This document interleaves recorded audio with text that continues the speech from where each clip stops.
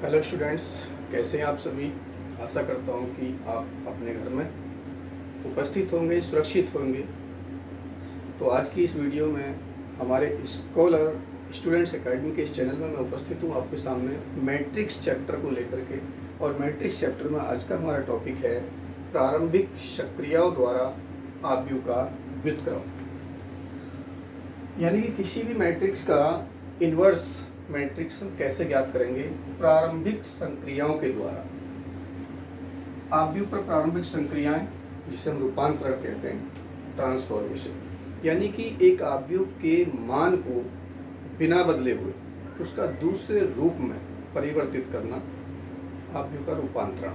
यहाँ पर रूपांतरण में हमें क्या है? व्युत्क्रम निकालना है, यानी उसका प्रतिलोम आव्यूह। अब आव्यूह का प्रारंभिक संक्रियाएं जो होती हैं ये दो टाइप की होती हैं। देखिए, ये जो संक्रियाएं होती हैं दो प्रकार की होती हैं। एक होता है हमारा प्रारंभिक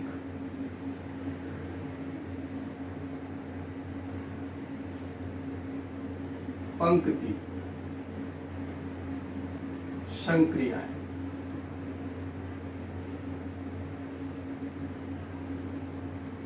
और दूसरा होता है हमारा प्रारंभिक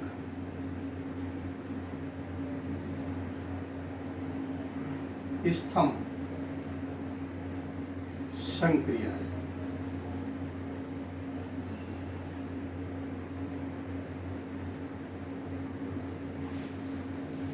इसको हम बोलते हैं एलिमेंट्री रो ऑपरेशन, जिसे हम शॉर्ट में ERO लिख सकते हैं। ये आपका होता है एलिमेंट्री कॉलम ऑपरेशन, ECO। तो हम इन दोनों के ऊपर बात करेंगे। देखिए, प्रारंभिक रूपांतरण की जो संक्रियाएं होती हैं ये 6 होती हैं। 3 हमारी रोज के आधार पर होती हैं और 3 कॉलम के आधार पर होती हैं। यानी कि 3 जो क्रियाएं होती हैं ये हमारी वो रो के आधार पर होती हैं और 3 ही हमारी कॉलम के आधार पर होती हैं। जैसे कि देखिए, नंबर 1, किसी भी आव्यूह का रो मान लेते हैं RI चेंज कर सकते हैं RJ। यहाँ पर I और J का मान कुछ भी हो सकता है। I बराबर 1 रख सकते हैं तो R1 हो जाएगा, RJ बराबर 2 रख देंगे तो R2 हो जाएगा। यानी R1 को R2 में चेंज कर सकते हैं और R2 को R1 में चेंज कर सकते हैं। I बराबर 2 हो जाए यहाँ पे और J बराबर 3 हो जाए तो R2 को R3 में चेंज कर सकते हैं। यही क्रिया हमारी कॉलम के साथ भी हो सकती है। CI इंटरचेंज कर सकते हैं हम CJ। देखिए, ये क्रिया हम आपको एक एग्जाम्पल के द्वारा समझाते हैं। जैसे कि मान लो हमारे पास में एक मैट्रिक्स दिया हुआ है 2 3 4 -1 3 5 0 7 8। ठीक है, यहाँ पर आपके सामने आ गया कि R1 चेंज R3। तो इसका मतलब क्या है कि जो R1 है हमारा, यानी कि रो R1 ये है, R2 ये है, R3 ये है। यानी कि जो पहला रो है वो तीसरे रो के द्वारा आपस में चेंज हो जाएगा।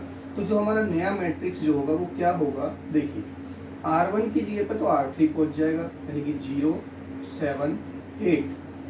और ये देखिए, R2 पर कोई परिवर्तन नहीं होगा, ये जो के तो रहेगा 3 5।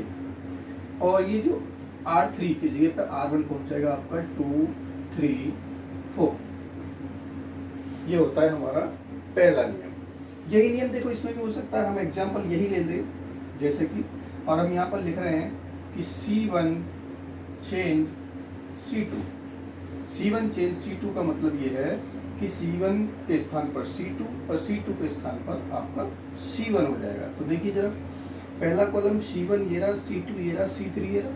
C1 चेंज C2, तो C1 हमारा ये है, C2 ये है, तो C2 तो आ जाएगा यहाँ पर और C1 पहुँच जाएगा यहाँ पर। तो ये हमारा मैट्रिक्स जो हो जाएगा वो 3 3 7 2 -1 0। और देखिए C3 पर कोई प्रभाव नहीं पड़ेगा, ये आपका 5 8 ये जो है तो हमारा रहेगा ही रहेगा। ठीक है, सेकंड नियम हमारा क्या है,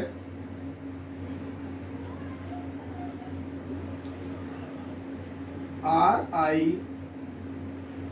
चेंज के आर आई, यहाँ पर आई का मान कुछ भी हो सकता है, 1 2 3। के जो है एक अशून्य नियतांक है,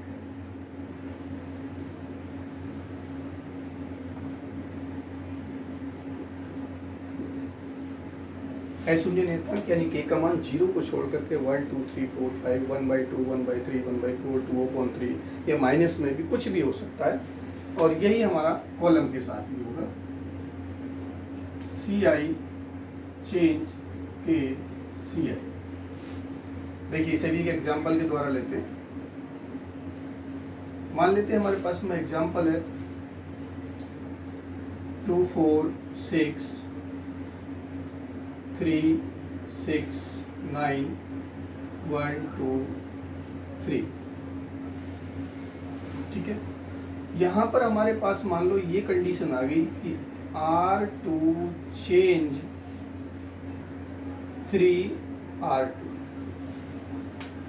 R2 चेंज 3R2, यानी कि केवल R2 चेंज होगा, लेकिन उस R2 में क्या हम एक अशून्य अंक 3 से गुणा कर देंगे। तो देखिए क्या कंडीशन बन जाएगी हमारे, देखिए R1 जो के तो रहेगा 2 4 6, और देखिए R3 भी ऐसी रहेगा 1 2 3, क्योंकि इसमें कंडीशन है आपकी R2 चेंज 3R2, यानी कि R2 में 3 से मल्टीप्लाई कर दी, तो ये हो जाएगा 9 3 6 18 और 3 9 27। ठीक है, मान लो हमारे पास में यही आ जाए आपका कि R1 change 1/2 R1, R1 change 1/2 R1, तो देखिए क्या हो जाएगा, R1 जो है वो चेंज हो जाएगा 1/2 R1, यानी कि इसके प्रत्येक एलिमेंट्स में 1/2 से मल्टीप्लाई यानी 2 से डिवाइड कर दो, तो हो जाएगा आपका 1 2 3, बाकी सब जो है आपके ऐसे रहेंगे। ठीक है, यही देखिए इसके साथ भी होगा। मान लो आपके सामने हमने लिख दिया यहाँ पे कि C2 चेंज 2C, तो इसका मतलब क्या है, देखिए C1 जो के तो 2 3 1, C3 भी ऐसी रहेगा हमारा 6 9 3, और जो C2 है वो चेंज हो जाएगा 2C2, यानी कि इसमें 2 से मल्टीप्लाई हो जाएगी, तो ये हो जाएगा आपका 8, ये 12 और ये आपका 4। ठीक है, मान लो आपके सामने ये आ गया कि C3 चेंज 1/3 C3, इस तरीके से आ गया। तो इसका मतलब क्या है कि आपका C1 और C2 तो जो के तो रहेगा 2 3 1 4 6 2, 1/3 C3, यानी कि C3 में 1/3 से मल्टीप्लाई, तो ये क्या हो जाएगा आपका 2, ये 3 और ये 1, ये आपका सेकंड नियम हुआ। ठीक है, देखिए ये थर्ड नंबर है आपका। थर्ड में क्या है कि RI change RI plus K RJ, यानी एक रो को दूसरी रो के साथ किसी अशून्य अंक से गुणा करके जोड़ा जा सकता है, यानी एक रो ऐसे की ऐसे, दूसरी रो में किसी भी अशून्य अंक से हमने गुणा की, दूसरी रो के साथ जोड़ दिया। यही काम हमारा देखिए यहाँ कॉलम के साथ भी हो सकता है, CI change CI plus K CJ। जैसे कि देखिए मैंने एक मैट्रिक्स बनाया है यहाँ पे, जैसे एक मैट्रिक्स है यहाँ पर 2 4 5 0 3 6 1 4 3। ठीक है, यहाँ पर हमारे पास में आ गया R1 change R1 plus 2 R3, ऐसे आ गया। तो देखिए इसका मतलब क्या है कि R1 चेंज यानी कि R1 जो है वो बदल जाएगा R1 प्लस 2 R3। तो देखिए इसमें सेकंड रो के बारे में तो कोई बात नहीं की गई है, R1 चेंज होगा। R1 की अगर मैं बात करूँ तो देखिए ये हमारा 2 4 5 है, ठीक है। और R3 जो है वो हमारा 1 4 3 है, यानी R3 में अगर हम 2 से गुणा करते हैं तो ये हो जाएगा 2 एकम 2, 2 चौक 8, 2 तिया 6। यहाँ लिखा हुआ है R1 change R1 plus 2R2, यानी कि R1 का प्रत्येक एलिमेंट चेंज हो जाएगा किस नियम के द्वारा, इसके द्वारा। R1 हमारा ये रहा और R3 में हमने 2 से मल्टीप्लाई कर दी और इनको फिर जोड़ देंगे तो ये हो जाएगा 2 प्लस 2 यानी कि यहाँ 4 हो जाएगा, 8 4 12 हो जाएगा, 6 5 11 हो जाएगा। बाकी जो हमारे एलिमेंट्स वो ऐसे ही रहेंगे 0 3 6 1 4 3, ठीक है। ऐसे इसमें देख लीजिए, अगर मान लो हमें लिखना है यहाँ पे C2 change C2 plus 4C1, तो इसका मतलब क्या है देखिएगा, C1 C2 C3। हम यहाँ पर अगर ये मैट्रिक्स अगर लिख लें, देखिए ज़रा, ये हमारा 2 0 1 4 3 4 5 6 3, इसमें कहा है देखिए C2 change C2 plus 4C1। C2 की अगर हम बात करें तो देखिए C2 का प्रत्येक अवयव हमारा जो है 4 3 4 है, ठीक है, प्लस 4C1, यानी C1 में अगर हम 4 से मल्टीप्लाई करते हैं तो ये हो जाएगा 4 दूनी 8, 4 0 0, 4 एकम 4। इन सबको फिर हम प्लस करेंगे यहाँ पर, तो देखिए क्या ये हो जाएगा हमारा C2 चेंज है ना, तो C1 पर कोई प्रभाव नहीं पड़ेगा, 2 0 1। C2 change C2 plus 4C1, C2 आपका ये रहा, 4C1 देखिए मैंने यहाँ पे लिख दिया, भी हो जाएगा 8 4 12, ये 3 और 4 और 4 8, ये आपका 5, ये 6 और ये 3, ठीक है। अब आप कहोगे कि सर क्या हम ये जोड़ ही सकते हैं, घटा नहीं सकते, तो भाई घटा भी सकते हो। के का मान देखिए, के का मान डिपेंड करता है, के का मान -1 हो गया तो C1 माइनस C2 हो जाएगा, के का मान लो -2 हो जाएगा तो C2 माइनस 4C1 हो जाएगा यहाँ पर। ऐसे ही यहाँ पर के का मान लो -5 हो गया तो ये R1 माइनस 5 R3 हो जाएगा। तो ये के मान पर डिपेंड करता है, अगर के का मान माइनस में होगा तो ये ऑटोमेटिकली ऋणात्मक हो जाएगा हमारे यहाँ पर। तो ये हमारे 3 पॉइंट रो के आधार पर और 3 पॉइंट हमारे कॉलम के आधार पर प्रारंभिक रूपांतरण के ये नियम है, ठीक है। नेक्स्ट टॉपिक है आपका प्रतिलोमीय यानी व्युत्क्रमणीय आव्यूह, इन्वर्टिबल मैट्रिक्स। देखिए क्या होते हैं ये, यदि आव्यूह Aij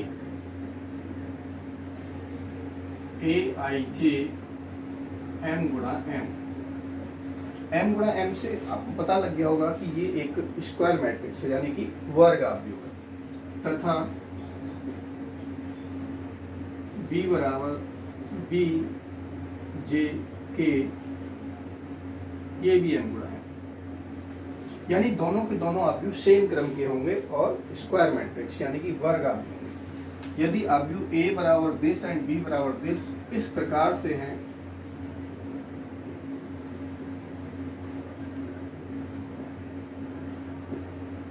कि AB बराबर BA बराबर I, आइडेंटिटी यानी कि आई आव्यूह। देखिए वैसे दो आव्यूहों के गुणनफल की जब हमने आपको प्रॉपर्टीज पढ़ाई हैं, गुण पढ़ाए हैं, तो उसमें AB बराबर BA नहीं होता है। 99% AB बराबर BA यानी कि ये क्रम बिंदुए नियमों का पालन नहीं करते हैं। लेकिन हमने आपको बोला है यहाँ पर यदि आव्यूह A और B जो दोनों ही स्क्वायर मैट्रिक्स हो, सेम क्रम होगा उनका, सेम ऑर्डर होगा, और इस प्रकार से है कि AB गुण बराबर BA बराबर I, तब देखिए AB बराबर I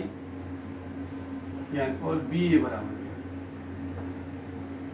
तो यहाँ से अगर हम A निकालें तो ये हो जाएगा I upon B, I B को हम उधर लेंगे तो B इनवर्स, और A बराबर हो जाएगा आपका B इनवर्स।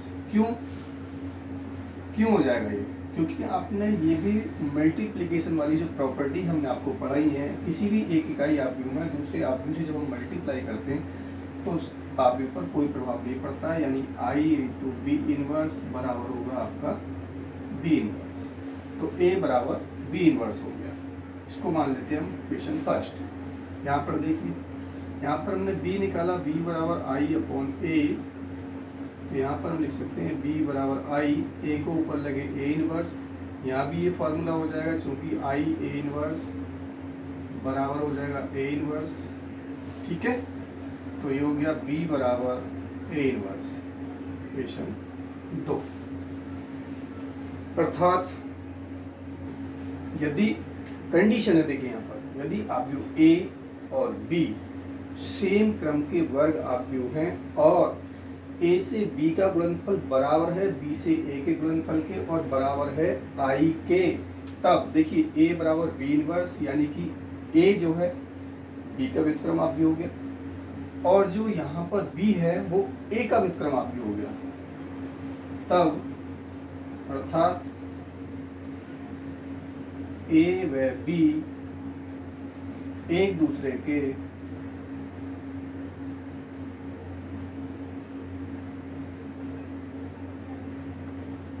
व्युत्क्रम आव्यूह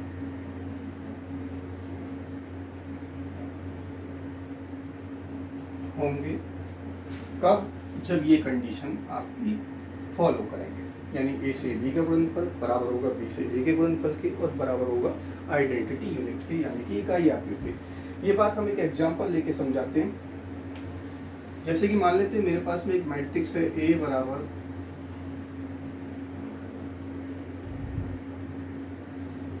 ये एक मैट्रिक्स है A और दूसरा मैट्रिक्स है B बराबर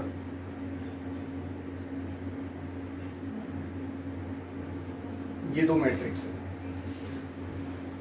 एग्जाम्पल, यहाँ पर देखिए मैंने A से B की मल्टीप्लाई की, A का मान आपको बताइए 2 - 3 -1 2 और B का मान 2 3 1 2, दोनों की मल्टीप्लाई कीजिए। रो से कॉलम में 2 से 2 में करेंगे 4, -3 से 1 में करेंगे -3। अब इस रो से एक कॉलम कीजिए, -1 से 2 में करेंगे -2 और 2 से 1 में करेंगे +2।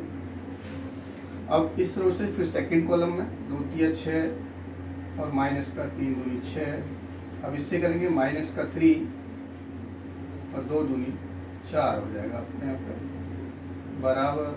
देखिए 4 में से 3 गया 1, ये 0, 6 में से 6 गया 0, -3 + 4 a, यानी कि आपका ए बी बराबर आई। ठीक है, इसी प्रकार से हम देखिए बी ए निकालते हैं, यहाँ कर लेते हैं बी ए। बी की वैल्यू रखते हैं 2 3 1 2।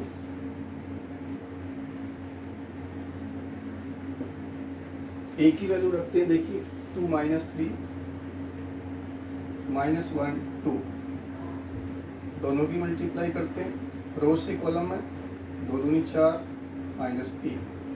अब इस रो से इसी कॉलम में 2 -2। अब देखिए इस रो से सेकंड कॉलम में 2 3 6 3 दूनी 6। अब इसकी करेंगे -3 + 4, सरल करते हैं। देखिए 4 - 3 1 हो गया, ये 0, ये आपका 0 और ये a, बी ए, यानी कि बी ए बराबर भी आपका आई आ गया। अर्थात ए बी बराबर बी ए बराबर आई आ गया। तो हमने आपको बताया कि जब ए बी बराबर बी ए बराबर आई होता है तो ए का आव्यूह दूसरे का व्युत्क्रम आव्यूह होता है। अगर हम यहाँ पर ए निकालेंगे, बी इनवर्स निकालेंगे तो वो ए के बराबर होगा और ए इनवर्स निकालेंगे तो वो बी के बराबर होगा। अर्थात हम यहाँ पे लिख सकते हैं कि ए इनवर्स बराबर बी, यानी ए इनवर्स बराबर बी और बी जो है वो आपका ये रहा 2 3 1 2। इसी प्रकार यदि हम बी इनवर्स निकालें तो वो ए के बराबर होगा, यानी कि बी इनवर्स बराबर ए और ए जो है वो आपका 2 -3 और -1 2, ये आपके प्रतिलोमीय आव्यूह कहलाते हैं। यानी कि दो आव्यूह प्रतिलोमीय आव्यूह एक दूसरे के प्रतिलोमीय आव्यूह तब होंगे जब उन दोनों का गुणनफल आइडेंटिटी मैट्रिक्स यानी कि इकाई आव्यूह के बराबर। व्युत्क्रम आव्यूह ए की अद्वितीयता, यूनिकनेस ऑफ इनवर्स मैट्रिक्स, कि क्या किसी आव्यूह के एक से ज्यादा यानी कि 2, 3 या 4 इनवर्स मैट्रिक्स हो सकते हैं क्या। तो हमें ये देखना है कि क्या एक आव्यूह का एक ही इनवर्स होता है या और भी हो सकते हैं। तो देखिए जरा, मान लेते हम कि माना आव्यूह ए बराबर ए आई जे एम गुणा एम के दो व्युत्क्रम आव्यूह बी व सी, दो व्युत्क्रम आव्यूह बी व सी हैं, तब नंबर 1, देखिए हमने माना कि आव्यूह ए जिसका क्रम m गुणा m है कि दो व्युत्क्रम आव्यूह b व c, तब नंबर 1 में लेते हैं जब आव्यूह b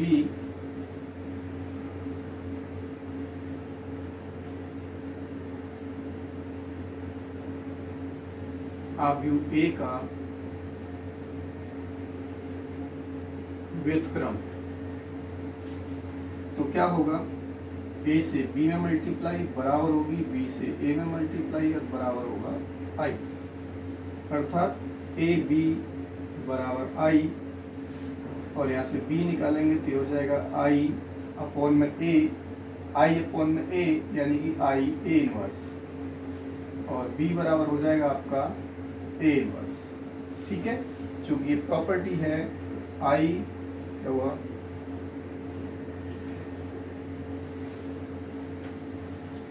ठीक है, इसको मान लेते हैं हम नंबर 1। सेकंड पॉइंट, जब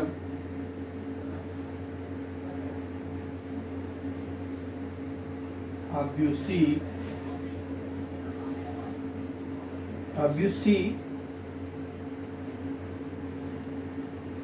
आव्यूह ए का व्युत्क्रम,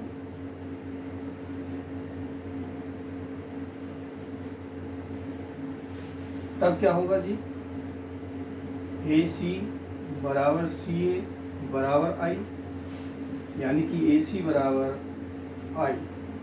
ठीक है, यहां से हम सी निकालते हैं तो सी बराबर हो गया आई ए इनवर्स, सी बराबर ए इनवर्स नंबर 2, क्योंकि ये आपकी आइडेंटिटी है ए इनवर्स बराबर ए इनवर्स, ये फॉर्मूला है।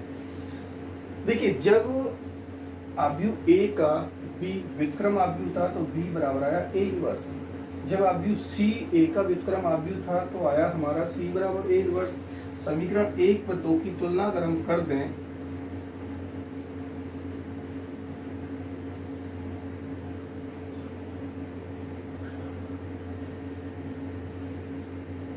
समीकरण 1 में 2 की तुलना करने पर देखिए ए इनवर्स, यहाँ पर भी ए इनवर्स, तो क्या हो जाएगा आपका बी बराबर सी, यानी कि मैट्रिक्स बी और सी जो है वो बराबर होंगे, और बराबर मैट्रिक्स की आपको कंडीशन पता है, उसका प्रत्येक एलिमेंट्स दूसरे एलिमेंट्स के बराबर होता है, संगत एलिमेंट्स के बराबर होता है, यानी कि दोनों आव्यूह जो है वो सेम ही होंगे। इसका मतलब क्या हो गया कि किसी भी आव्यूह ए का जो व्युत्क्रम आव्यूह होगा वो केवल एक ही होगा, एक यूनिक इनवर्स मैट्रिक्स होगा, उसके अलावा और कोई होगा ही नहीं।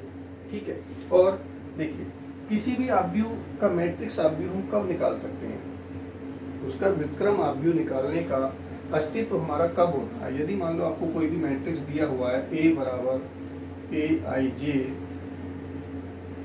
एम गुणा एन या एम गुणा एम, वैसे भी इनवर्स मैट्रिक्स तो स्क्वायर मैट्रिक्स का ही निकलता है एम गुणा एम, तब फर्स्ट कंडीशन होती है कि यदि उसका डिटरमिनेंट ए बराबर आ जाए 0 के, डिटरमिनेंट ए उसका अगर 0 आ जाता है तो उसका जो व्युत्क्रम है आव्यूह का वो अस्तित्व विहीन है।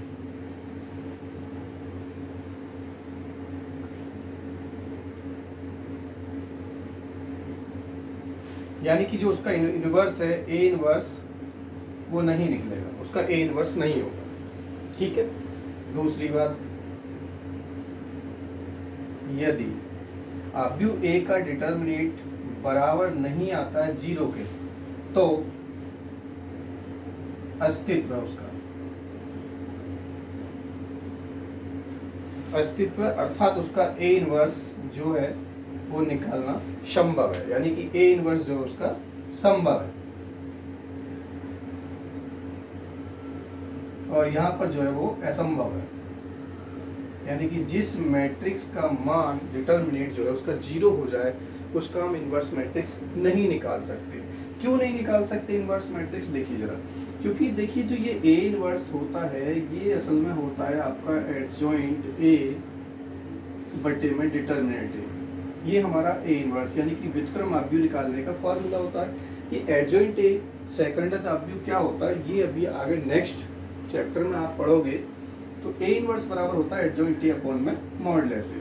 यहाँ पर यदि मॉडुलस ए का मान 0 हो गया, और 0 में जब किसी भी संख्या में जब 0 का हम भाग देते हैं तो वो तो अपरिभाषित होता है, तो इसलिए डिटर्मिनेंट ए का जो मान है वो 0 नहीं होना चाहिए, तभी हम ए इनवर्स निकाल सकते हैं। अब ये डिटर्मिनेंट ए होता क्या है? देखिए, यदि आपको मैट्रिक्स दे रखा है A11 A12 A21 A22, ठीक है, ये हमारा डिटर्मिनेंट ए।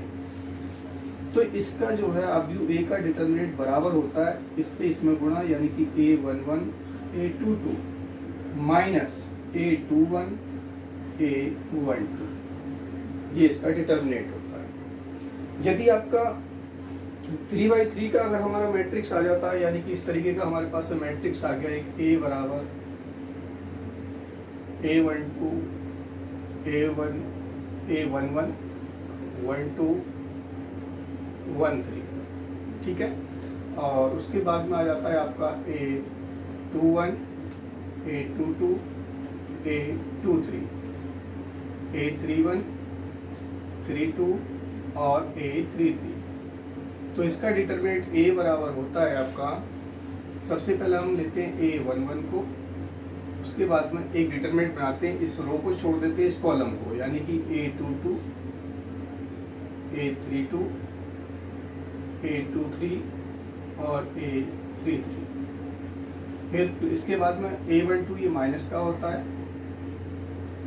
इस रो को छोड़ देंगे, जिसमें आ रहा है उस कॉलम को छोड़ देंगे, तो बचेगा आपका A21 A31 और A23 A33 प्लस A13 ये वाला। अब इस रो को छोड़ देंगे, इस कॉलम को छोड़ देंगे, तो ये हो जाएगा आपका A21 A22 A31 A32। ये हमारा डिटर्मिनेंट होता है आव्यूह ए का। इसे आप सॉल्व कर लेंगे नेक्स्ट लाइन में, जैसे कि A11 है, इसकी मैं गुणा कर देंगे, ऊपर से नीचे को गुणा करते हैं, फिर माइनस चिन्ह अपनी तरफ से लगाते हैं, नीचे से ऊपर को गुणा, ठीक है, माइनस A112 ऊपर से नीचे की गुणा करते हैं पहले, फिर माइनस चिन्ह लगाते हैं, नीचे से ऊपर को गुणा करते हैं इस तरीके से, फिर प्लस का A13 ऊपर से नीचे की गुणा करते हैं पहले, फिर माइनस चिन्ह लगाते हैं अपनी तरफ से, नीचे से ऊपर की गुणा करते हैं, और ये हमारा डिटर्मिनेंट ए आ जाएगा, जिसका मान 0 नहीं होगा। 0 नहीं होगा तभी हम इनवर्स मैट्रिक्स निकाल सकते हैं, और यदि 0 हो गया तो उस आव्यूह का इनवर्स मैट्रिक्स यानी कि व्युत्क्रम आव्यूह संभव नहीं है, यानी वो एक अस्तित्व विहीन मैट्रिक्स है। सेकंड प्रमेय जो होती है आपकी वो होती है कि यदि ए व बी समान क्रम के दो वर्ग आव्यूह,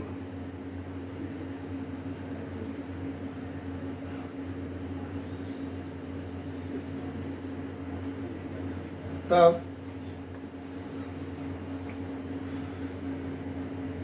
ए बी का इनवर्स बराबर होता है बी इनवर्स ए इनवर्स।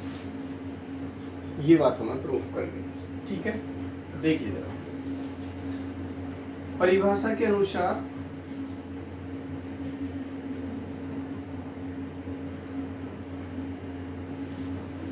देखिए अगर कोई आपका व्युत्क्रम आव्यूह ए, उसकी ए इनवर्स में अगर हम मल्टीप्लाई करते हैं तो आपको पता आई इकाई आव्यूह आता है, क्योंकि अब से पहले हम पढ़ा चुके हैं कि यदि ए और बी दो आव्यूह हैं, उन दोनों का गुणनफल ए बी बराबर बी ए बराबर आई है, तो वो एक दूसरे के व्युत्क्रम होते हैं। यानी ए में ए इनवर्स से मल्टीप्लाई कर दे तो वो ए आता है। ऐसी ए और बी की हमने मल्टीप्लाई कर दी, तो ए बी को अगर हम एक मैट्रिक्स मान लेते हैं तो ये हो जाएगा हमारा ए बी इंटू में ए बी इनवर्स बराबर आई। ठीक है, तो देखिए मैं क्या करना चाहता हूं, दोनों ओर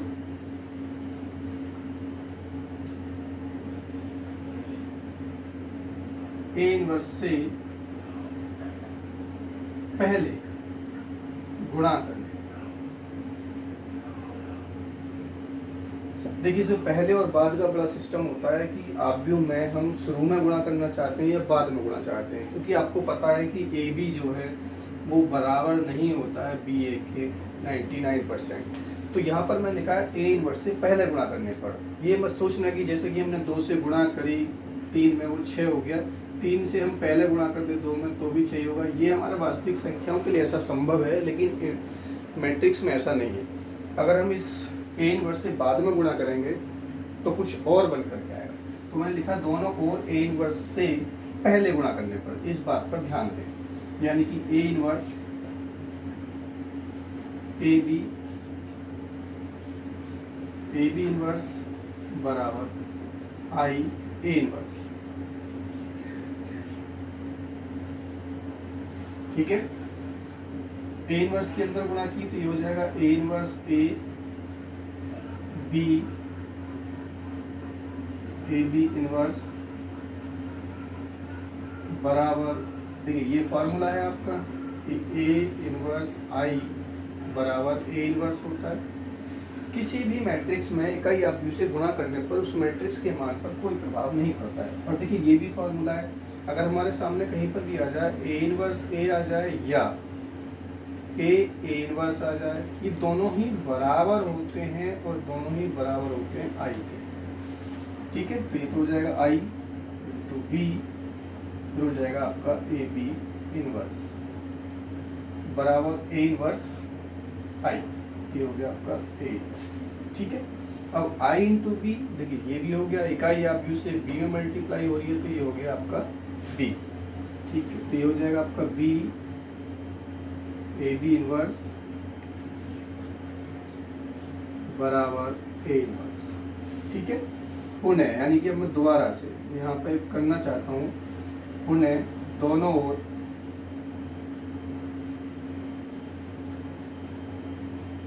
बी इनवर्स से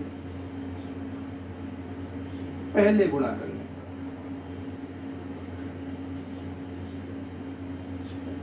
बी इनवर्स से हमने पहले गुणा कर दी तो हो जाएगा आपका B inverse B A B inverse बराबर B inverse A inverse. B inverse B ये फार्मूला है, चूंकि हम जानते हैं बी इनवर्स बी बराबर होता है आई, तो हो जाएगा आई ए बी इनवर्स बराबर बी इनवर्स ए इनवर्स। अब आई से किसी भी आप में मल्टीप्लाई करते हैं तो उसके मान पर कोई प्रभाव नहीं पड़ता। ये आपका हो जाएगा ए बी इनवर्स बराबर बी इनवर्स ए इनवर्स। ये आपकी प्रॉपर्टी है, बहुत इंपॉर्टेंट प्रॉपर्टी है, इसकी आपको ज़रूरत पड़ सकती है, तो आप इसका स्क्रीनशॉट ले सकते हैं। तो आज की हमारी जो ये है प्रारंभिक संक्रियाओं द्वारा आव्यूह का व्युत्क्रम, इसकी जो मोस्टली 99% जो प्रॉपर्टीज़ थी वो हमने फिनिश कर दी हैं। तो नेक्स्ट वीडियो में हम फिर से उपस्थित होंगे स्टूडेंट्स, तब तक आप इनको बहुत अच्छे तरीके से देखेंगे। Thank you for watching this video.